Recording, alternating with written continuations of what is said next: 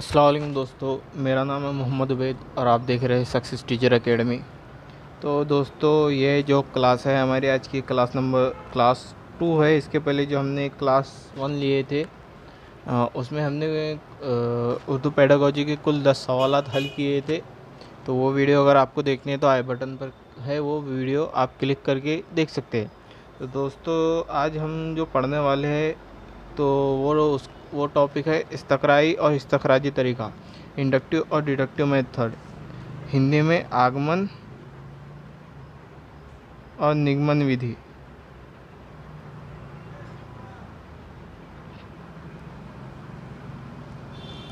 इस पर दोस्तों हमेशा एक सवाल आता ही है, तो चाहे हिंदी में हो, उर्दू में हो, इंग्लिश में हो। तो दोस्तों चलिए इसे अच्छे से देखते हैं। अगर किसी ने सब्सक्राइब नहीं किया है तो प्लीज़ सब्सक्राइब कर दीजिए और बेल आइकन को दबा दीजिए ताकि आपको नोटिफिकेशन मिलती रहे। और लाइक भी कर दीजिए, कमेंट भी कर दीजिए। अगर ये सेशन अच्छा लगे तो शेयर भी कर दीजिए। तो चलिए दोस्तों शुरू करते हैं। इस्तक़राई तरीका। सबसे पहले देख लेते कि इस्तक़रा के मानी क्या होते हैं। इस्तक़रा तो दोस्तों इसके मानी होते हैं तलाश करना या ढूंढना, इसे इस्तक़रा कहते हैं। तो इसमें क्या होता है तो चलिए वो पढ़ लेते हैं पहले और उसके बाद मैं आपको बताता हूँ कि तदरीस का वो तरीका जिसकी बदौलत तुलबा मुतअद्दिद वाक़ियात, हक़ाइक़, मिसालों का तज़किया करके बराह रास्त किसी नतीजे पर पहुँचते हैं या और कोई उसूल या ज़ाब्ता ख़ास करते हैं, इस्तक़राई तरीका कहलाता है। इस तरीके में मुअल्लिम एक ख़ास तरतीब से तुलबा को मख़सूस वाक़ियात और मिसालों का तज़किया, मुशाहिदा, मुतालिया का मौक़े फ़राहम करता है। मुअल्लिम की रहनुमाई में तुलबा इन मिसालों का तज़किया, बाहमी मुकाबला, मुआज़ना करते हैं और इनके दरमियान फ़र्क तलाश करते हैं और इस तरह की हकीकत तक पहुँचते हैं या कोई आम ज़ाब्ता या कुलिया अख़ज़ करते हैं। दोस्तों आपने देख ही लिया है कि इसमें क्या होता है कि इसमें पहले मिसाल बता दी जाती है, फिर उस हिसाब से तुलबा उसका तज़किया करते हैं मिसालों का।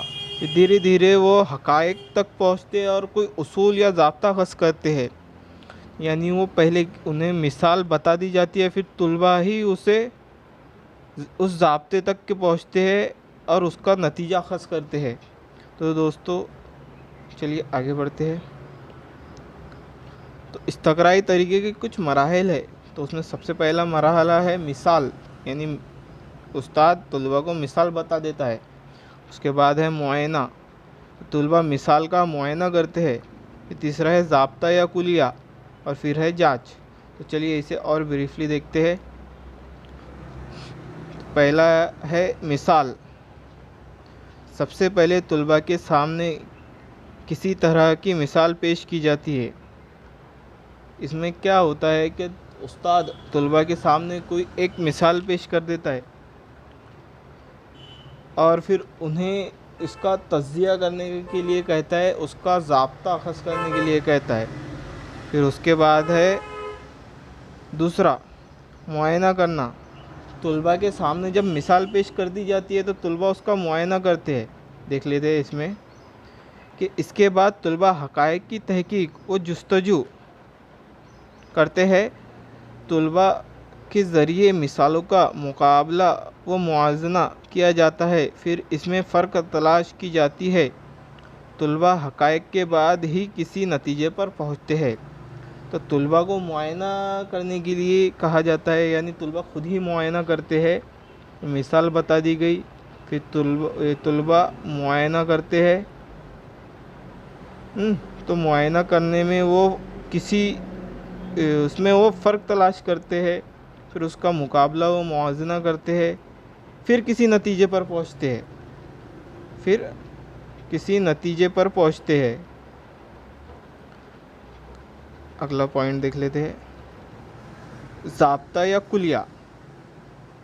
ज़ाब्ता या कुलिया तो इसमें क्या है कि तलबा के ज़रिए में मिसालों के मुआज़ने व मुमासलत की बुनियाद पर किसी उसूल या ज़ाब्ता या कुल्ये को अख़ज़ किया जाता है। यानी मिसाल के बाद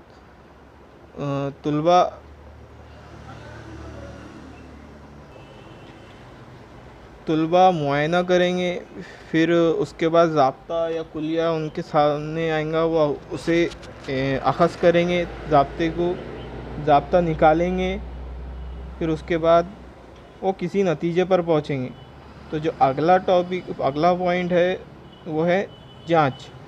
अब ज़ाब्ता तो निकाल लिया है, अब उसकी जांच करेंगे ताकि वो कितने सही है और कितने गलत है ये उससे पता चलेगा। तो सबके आखिर में तलबा दूसरी मिसालों का भी मुतालिया करते हैं और ख़ुद के निकाले हुए ज़ाब्ते की जांच करते हैं। जैसे कि मैंने बताया है कि वो सब मिसालों को के मुआयना करेंगे, उसका तज्ज़िया करेंगे, फिर उसका मुआयना करेंगे, फिर किसी नतीजे पर पहुँचेंगे, फिर नतीजे पर पहुँचने के बाद ज़ाब्ता या कुलिये तक के पहुँचने के बाद वो उसकी दूसरे मिसालों के ज़रिए उसकी जांच करेंगे। चलिए दोस्तों आगे बढ़ते हैं। हाँ, यहाँ है इस्तक़राई तरीक़े तदरीस के 3 उसूलों का इस्तेमाल किया जाता है। तरीक़े तदरीस में इस्तक़राई तरीक़े के 3 उसूल है। पहला है ख़ास से आम की तरफ, दूसरा है मालूम से नामालूम की तरफ, तीसरा है कुल से जुज़ की तरफ। अब तलबा को मिसाल तो मालूम थी, लेकिन मिसाल के ज़रिए उन्हें ज़ाब्ता या कुलिया अख़ज़ करना था। ज़ाब्ता और कुलिया उन्हें मालूम नहीं था, तो ये वो मालूम से नामालूम की तरफ, ये इस्तक़राई तरीक़े तदरीस का उसूल है। तो दोस्तों यहाँ तक के हो गया। चलिए चलिए दूसरा जो है पॉइंट वो है इस्तख़राजी तरीक़ा इंडक्टिव मेथड।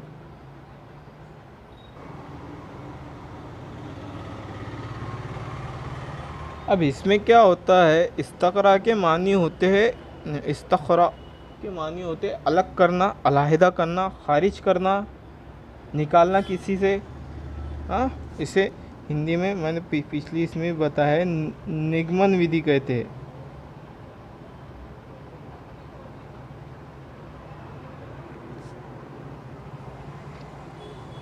तो इसमें क्या है देख लेते हैं कि ये तरीक़ा इस्तक़राई तरीक़े के बिल्कुल उल्टा है या ज़िद है। इसमें मुअल्लिम खुद ही तलबा को आम उसूल, ज़ाब्ता या कुलिया बता देता है, फिर मख़सूस मिसालों से वज़ाहत करता है। तलबा मुअल्लिम के इल्म पर एतमाद पर इसे तस्लीम कर लेते हैं।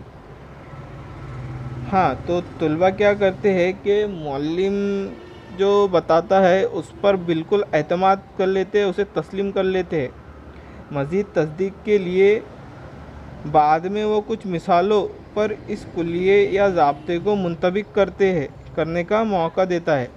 यानी इसमें क्या होता है कि तलबा असातिज़ा उस्ताद पहले ही ज़ाब्ता कुलिया बता देता है। ये इस्तक़राई तरीक़े का बिल्कुल उलट है। इस्तक़राई तरीक़े में सिर्फ मिसाल दी जाती है, बाकी सारा काम तलबा को करना होता है। यहाँ पर क्या होता है इस्तख़राजी तरीक़ा और डिडक्टिव मेथड में कि मुअल्लिम उस्ताद तलबा को सब कुछ बता देता है, पहले ज़ाब्ता या कुलिया बता देता है, फिर उन्हें मिसालें हल करने के लिए देता है। तो इस तरीक़े तदरीस में दोस्तों देखते हैं कितने पॉइंट है। इस्तख़राजी तरीक़े की एक मिसाल देख लेते हैं दोस्तों कि इसमें क्या होता है कि क़वाइद में उस्ताद ने इस्म, ज़मीर, फ़ेल, हुर्फ़ या सिफ़त की तारीफ़ बता दी, मिसालों से वाज़ेह कर दिया। तलबा ने उस्ताद के इल्म पर भरोसा करके उन्हें मान भी लिया। फिर एक पैराग्राफ देखकर तलबा से कहा गया कि वो इसमें से इस्म, सिफ़त, हुर्फ़ वगैरह को निशानदही करे। अगर तलबा ठीक निशानदही कर देते हैं तो सबक कामयाब है। इसी तरह रियाजी में कोई तरीक़ा या कायदा बनाकर मिसालों से वाज़ेह कर दिया गया। अब तुलबा इसी कायदे को इस्तेमाल करके मज़ीद सवालात हल करते हैं तो सबक कामयाब शुमार किया जाता है। यानी इसमें क्या होता है कि तुलबा को असातिज़ा इसमें ज़मीर, फ़ेल या सिफ़त की तारीफ़ बता देता है, फिर उसे अच्छी तरह से वाज़ेह भी कर देता है। फिर उन्हें कहता है कि किसी पैराग्राफ में से आप देखकर निशानदेही कीजिए कि इसमें सिफ़त, इसमें ज़मीर, फ़ेल कौन कौन से है। अगर तुलबा इन्हें सही तौर पर निशानदेही करता है तो उस्ताद का ये जो है सबक है वो कामयाब समझा जाता है। तो दोस्तों चलिए इसके और जो सब पॉइंट है वो देख लेते हैं। इस्तखराजी तरीके के मराहिल। इस्तखराजी तरीके का इस्तेमाल करने में दर्ज झैल मरहलों का इस्तेमाल होता है। पहला है उसूल और तारीफ़, दूसरा है इस्तेमाल या मिसाल, तीसरा है नतीजा, चौथा है जांच। चलिए पहला देखते हैं उसूल और तारीफ़। इस मरहले में तुलबा के सामने कोई उसूल या तारीफ़ पेश की जाती है। फिर दूसरा है इस्तेमाल या मिसाल, तारीफ़ और उसूल को साबित करने के लिए मिसालें पेश की जाती है। फिर तीसरा है नतीजा, इस्तेमाल और मिसाल के ज़रिए किसी नतीजे पर पहुंचा जाता है। फिर चौथा है जांच, तुलबा के ज़रिए इस्तेमाल और मिसालों की मदद से नतीजे की जांच की जाती है। अब इसमें इस्तखराजी तरीक़े तदरीस में दो तदरीसी उसूलों का इस्तेमाल होता है। पहला है आम से ख़ास की तरफ, दूसरा है कुल से जुज़ की तरफ।